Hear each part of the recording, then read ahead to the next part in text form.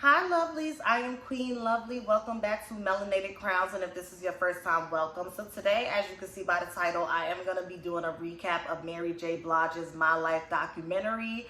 And if you are familiar with the YouTuber and multimedia personality Scotty by Nature, this coming Friday, I want to say at 9 o'clock my time, I will double back with that and I will pin it. Me and him are going to review the documentary together because he is a super Mary J. Blige fan and just a super R&B enthusiast, okay? So we're going to get into it and it's going to be fun. So make sure y'all be there on Friday and I will definitely update y'all with a time, okay? That's actually tomorrow. Today's Thursday. So make sure y'all hit the thumbs up, comment below. Let me know what you thought about the documentary, what you think about my take. And if you subscribe, please hit and enable the notification bell so you can know when I post more videos such as this. So let's get into it. Mary J. Blige, My Life. Now, here's the thing. You know what's weird?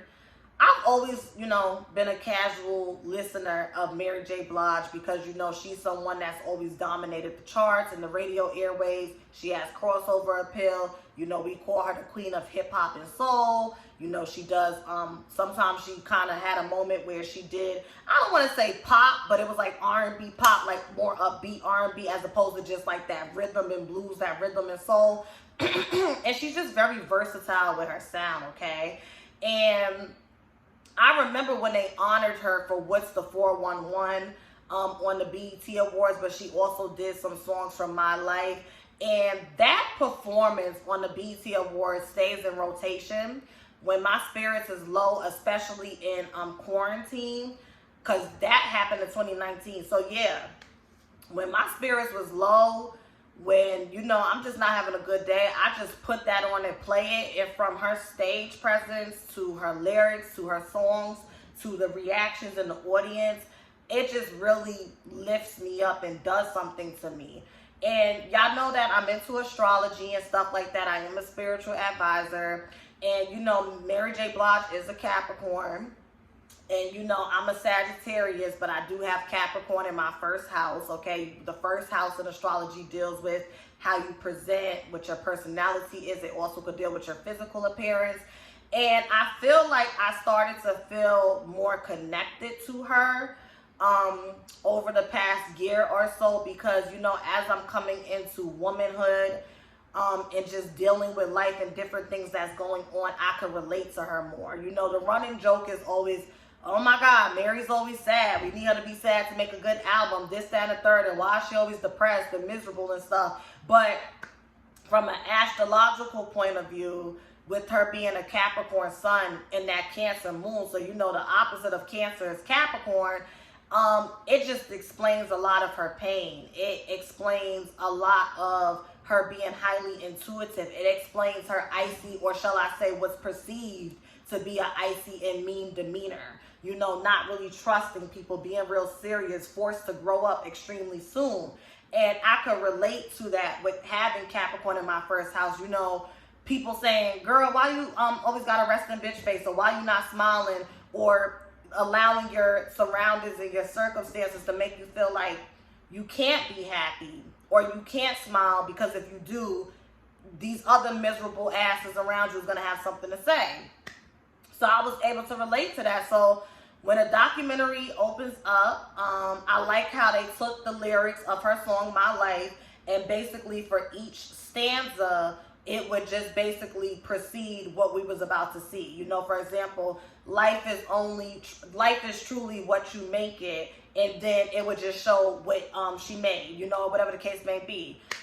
Say what's on your mind. Like, she would just have the lyrics, and then it would just be the next part of the documentary. And it's on Amazon Prime if anybody wants to watch it. So she was raised in Yonkers.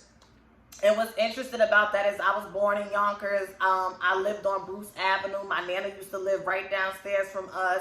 And I have snapshot memories. There's different memories that stand out. Like, I remember my mom walking us to the bus stop, or me going to the bus stop with my brothers, and it just kind of being like graffiti on the walls and, people selling drugs and stuff like that. And I remember hearing my mom sit on the phone and say, like, yeah, we're moving. I just don't want them around us. Like, this is not good. I remember going to school and coming home with one shoe and literally walking home with them, my mother cursing my brother out, my mom cursing them out. I remember snapshots of living in Yonkers. Like, I just remember those things. And Mary just talked about how, like, you know, her father was the center of her universe. And when her parents split up, it really deeply affected her because, you know, they ended up moving to these projects. And, you know, she would hear women getting beat up. There would be a lot of pain. She learned early on to numb her emotions or to cope by drinking. She would go down to the piers with her friends. But despite all of that, her mom was a goddess and a queen. Her mom would sing and dance in the living room. And she remembers hearing the song, Everybody Loves the Sunshine, and how it just kind of stuck to her because even though she had a lot of negativity around her, it was something about that song that allowed her to escape. So she talks about, you know, her early adulthood or whatever the case may be. And, you know, basically her life changed when she met Andre Harrell, who was the founder of Uptown Records. And that's how, you know, Puff Daddy, P. Diddy came on the scene because P. Diddy was working for him. And then Andre Harrell basically gave him the space to create within that. And within that, P. Diddy wanted to find an artist to make a name for himself so he could begin to build. And Mary J. Blige was that person. And it was so funny because Mary J. Blige sung the whole Anita Baker album, I think Caught Up in the Rapture.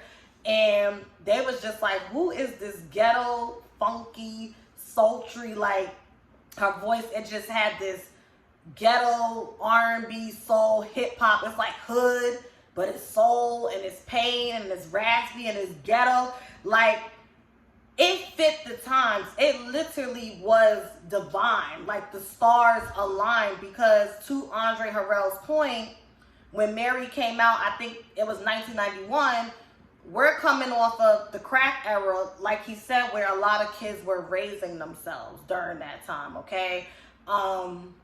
A lot of kids were seeing their parents just become victim to the crack pipe. I'm talking about parents talking about they going to the store and not coming back.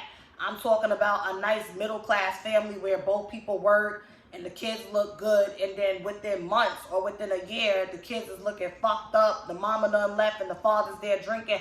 Crazy shit like that, like overnight. So to have someone be able to relate to that, it's like Mary, it was right place, right time, and she deserved to have her talent be seen. And it basically just unfolds from there. I don't want to give the full documentary away. It basically like just unfolds from there. She talks about when she was dating Casey or whatever his name is from Jodeci. He is not cute. He is just not cute. And it's just like, I will never get over why they did that to her. She was being interviewed, and basically they was the Bobby and Whitney before Bobby and Whitney. And, you know, Mary had her drug issue, doing her cocaine and shit. And he had his issues. And pretty much you got two young people with fame. With fame and, you know, access to a lot of money and unresolved trauma and pain. That's a recipe for disaster. It's a recipe for disaster when you're just walking around with that by yourself. But when you actually link up with somebody who's going through the same thing and y'all both don't have the tools to do better and make it work, y'all lash out on each other. And at the time, she was cool with Misha. This was P. Diddy's children's mom. I think that was the mother of his firstborn. And you know, she ended up leaving him. So Diddy was talking about like when they was in the studio crying and recording, he's like, I was just thinking about how she leaving me and she was thinking about him. Diddy, you know what, I ain't gonna do it. I'm gonna spare you today. I'm glad she left. I'm glad she left and got up from underneath your thumb. I'll just leave it at that. And she basically was the stylist. And that was another thing. A lot of people like Mary's style because it's just like, you got this girl that got this lipstick on and this hair and this tennis skirt, but then she got on like these combat boots and this jersey. And it literally was hip hop and R&B soul. Like, she literally is like the pioneer of that. She really is. Like, you have grown ass men that usually wouldn't want to listen to their mama's music Anita Baker, and I don't know who was out back then, like Toni Braxton and all the other R&B girls. And then here comes Mary J. Blige, where it's like, okay, it's R&B and soul, but it got a little oomph to it. So now the men could bop to it. Like, she's a fucking icon, and it's like, duh, we know she's an icon, but to see it play out in the documentary and hear her impact, it's just like, wow. That is just so beautiful, and it's so Capricorn, right? Having longevity in your career. And it was sad. I cried a few times. Like, it was not sad, but it was just nice when she just talked about how, like, Andre Harrell really changed her life when he came to the projects and found her. And we know Andre Harrell is no longer with us. She dedicated the documentary to her. She said that was her father figure, because she's this young girl in the industry, and he really looked out for her. And you know, Diddy's her brother, so okay, honey, that's her brother. He's been there from the beginning and whatnot. And you know, I remember when she got her star on the Hollywood Walk of Fame, a lot of people was just like, well, why is Diddy there? And it's just like, if you know, you know. If you don't, go to Google. Okay. What else did she touch on? That was pretty much it. Like, I don't want to give the full documentary away. It was a really good documentary. I was expecting more because I've seen her other documentaries, but I think she's already talked about drug use. She's already talked about being in a real bad relationship and whatnot. So, and this was based off, because some people was like, she didn't mention Ken Do, but why would she mention Ken Do? Because this is about the My Life album. He wasn't around back then. He came after the fact, and he was supposed to be her saving grace. So maybe she could do something about that, but maybe she won't talk about him. I wonder if she's still paying that man alimony. Poor thing. But it was a good documentary, and I just really related to it. I will say this, though. Between the documentary and her interview on The Breakfast Club, I don't think Mary J. Blige is as comfortable with herself as she seems. I feel like she's just now getting to a space where she's really trying to tell herself, like, no, you are Mary J. Blige. You are queen. But I don't think she's fully embraced it. You understand what I'm saying? And I don't know if she goes to therapy and stuff. Like, I know she talks about praying and quotes, but people got to do what's best for them. This is just an observation I made. I just hope that she truly does find happiness and joy, and she, you know, has the willpower and the strength to keep striving for that. Because I just get this energy with her. Like, I get it. She's 50 years old now, but you know, she's about to be on the other side of 50. She's tired of the drama. She wants to live her life right and be happy. Like, she deserves that. Like, I totally get it. I just personally feel like there's a lot of work to be done. And I'm not saying that she tried to perpetuate it any other way. This is just the observation I made. Like, when people come up to her and be like, you saved my life. Like, I wanted to jump and you really saved my life.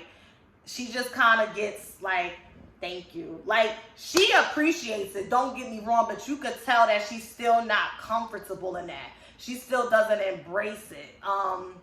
She's learning how to embrace it. And she even spoke about that in her interview. Like, she didn't know up until recently, like, wow, I really am that queen. I'm married. And I could appreciate the transparency and the honesty, because a lot of times people think once you get to that level and you're making that money and you have that success, like, everything, the sky just opens up and everything's okay. And it's not always like that. So kudos to her for being brave and transparent enough to show us, like, no, honey, I still struggle. I I got my problems.